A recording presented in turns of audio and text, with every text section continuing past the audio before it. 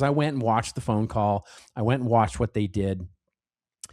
And those kids, those men, basically, really did themselves one, their coaches and leaders did them a complete disfavor, right? Just completely, like, really failed them in helping them lead through the situation by letting Patel in there and guzzling beer and doing the celebration thing, and then by sort of the phone call and how it happened and what went on.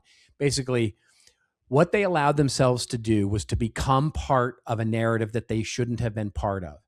In other words, they were getting their story told. And I use the analogy. I used to, one of my favorite comedians from when I was back working in comedy clubs was a comedian. Her name was Shirley Hemphill.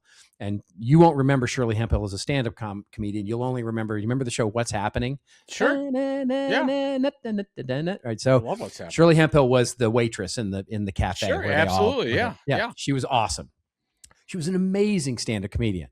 And she used to have this line where she would work and do audience work. And she would say, she would inevitably say to somebody who's wearing a hat, she would say, "Yo, are you wearing that hat or is that hat wearing you?" And that is such the perfect analogy for what happened to the men's hockey team. They were basically, the hat was wearing them. And, so those that willingly participated, those that sort of stood there and cringed in silence but didn't say anything, and those that basically didn't care. All three of them guilty of the same thing, which is basically letting their story be told for them.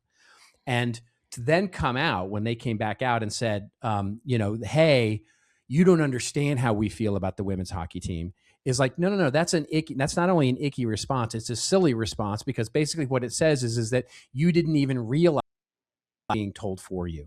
In other words, you don't even understand that you're being made a character. You're basically an NPC in a video game that you're not even playing.